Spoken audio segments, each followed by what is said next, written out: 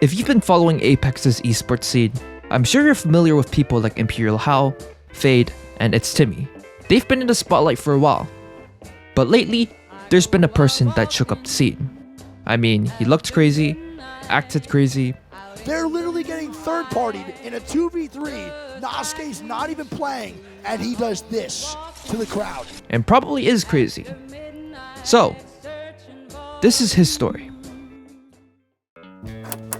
What the fuck? Are you kidding me? Naski's days before Apex was spent playing a game called Ark Survival Evolved. But after getting all his loot stolen, he decides to move on to a new game called Apex Legends. He didn't like it at first, but he found himself coming back to it, and surprisingly, he breaks a world record. 48! Oh! World record! World record! World record! That's when he decided he was gonna try and make this his career. Naski then embarked on his pro career, joining several teams, but his path was anything but smooth. He wasn't a great player, he didn't have the best connections, and many people didn't look at Naski as a great prospect either. He had just dropped out of high school to pursue a pro career, so his opportunities were limited, and his only notable chance was playing with Taxi 2G in a tournament, where they placed 63rd. So after trialing 150 players and relocating to the US, he qualified for the first LAN in Apex history. Unfortunately, the onset of COVID-19 derailed his plans, and he missed his chance.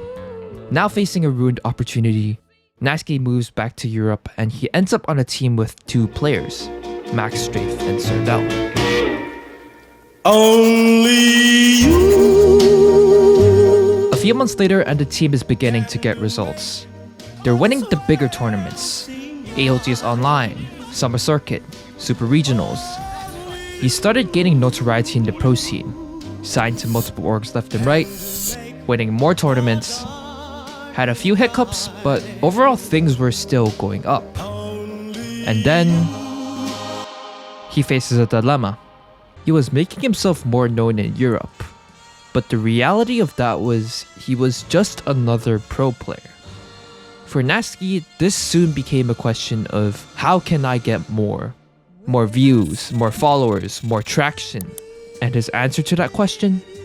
This scenario takes place during scrims, practice matches between pro players. TSM, one of the more popular teams, was participating in the event, meaning they were streaming the event to tens of thousands of viewers. No one really knew what was going on inside Naski's head, but he had his eyes on a bigger, grander goal. It wasn't about winning, it was about sending a message. And so, he decides to contest the best team in the world for clout. Put your head on my shoulder. For the rest of the day, Naski decides, fuck practice. If we beat TSM, we're famous. Scrims that day were composed of 3 sets of 3 games. First set, TSM wins 3-0 against KCP. KCP doesn't knock a single person on TSM. Second set, KCP loses in the exact same way, 3-0. Third set and total score, 9-0. KCP knocks a total of 1 person in the 9 games they play. After that, they learned their lesson, right? Left the spot for the rest of the scrims. Or so you thought. KCP lost like 26-1 in contest versus them. You heard that, right? 26 times. Final score? 30-0. And when you have a performance this laughable, you're bound to get notoriety for it. And Naski gained like 14,000 followers off of it. Like, contesting them if you're winning is great. Contesting them when you're losing is positive for you, believe it or not. So whatever he planned for, even if it didn't go according to the script, it worked. And it got the audience asking questions. Naski is quite far from your traditional player. There are a few things that make him different. Let me play. Yep. Dad, let's go, baby. Come on, man! Come on, man! Who's the fucking best, man? Come on! Fucking pussy, man! Fucking down us again, man! Fuck yeah! 1. He is probably the most dramatic player to ever touch the game. Nice. All you. I'm healing Effie. Right here, Effie. Big nade. I'm fucking. Ah! You see that? I'm gonna fucking show my cock. I'm gonna show my fucking cock, baby. Come on. 2. He is quite obnoxious. I'm support player. Do you know what support means? It means your mechanics are too fucking shit to play the game, cunt. Zero, you know what it means to be a virgin, huh? Can you tell me that? Because I don't know what that means. But you seem to be a expert on it, man. You understand that? You understand that? And 3. He does not give a flying fuck about what other people think.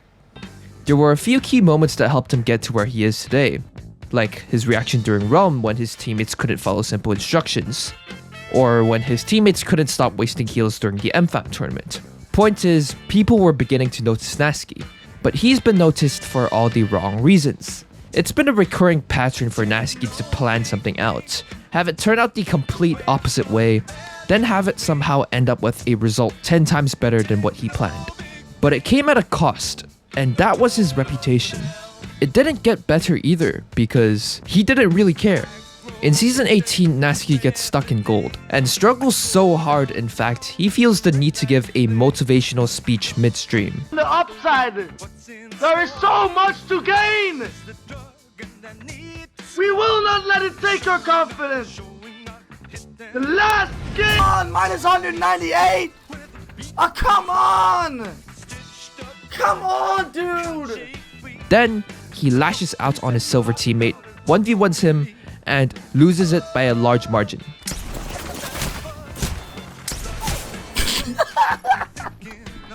The reason for this was because of the introduction of MMR, which places you in lobbies the game thinks you should be instead of what you see in the menu.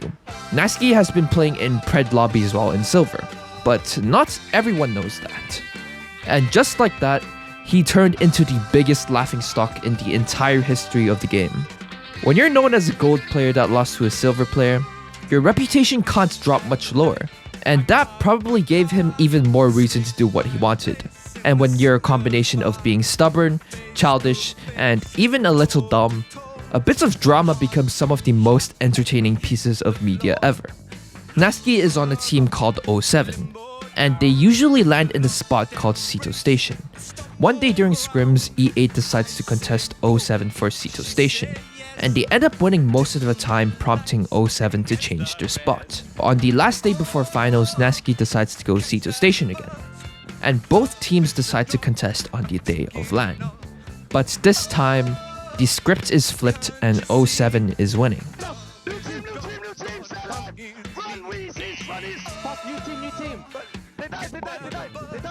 When you're competing for hundreds of thousands of dollars, it's almost common sense for the losing team to stop the contest and move to another spot.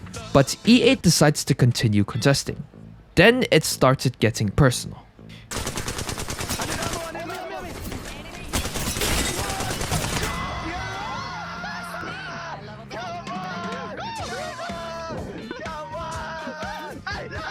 The score is 5-0 to 07 and E8 is dead last in terms of placement.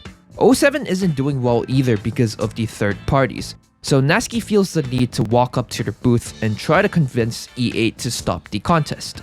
Zach turns around, and this is Zach's reactions. Yeah, well, the thing is, we just have to win one time. I know we can beat you guys. No, we're not leaving. This is just, I kid you not, he was tweaked out the wazoo, bro. He couldn't keep eye contact. He was looking around everywhere. Anyway, they didn't want to leave. Zach didn't want to leave. That I then proceeded to tell Zach, like, well, this just doesn't really make sense. We beat you guys 5 times. Why aren't you just leaving? Zach then continued to say, well, I'm making money to lose. You're not making any money. I make $9,000 a month. I'm making $9,000 to lose. I'm making $9,000 to lose. And he just repeated himself. And I was like, dude, are you seriously flexing money? I said that verbatim. You're seriously flexing money. I make 4,000 a month, and I'm making 5,000. I'm making 9,000 a month. And it was at that point I knew I was dealing with a brain dead.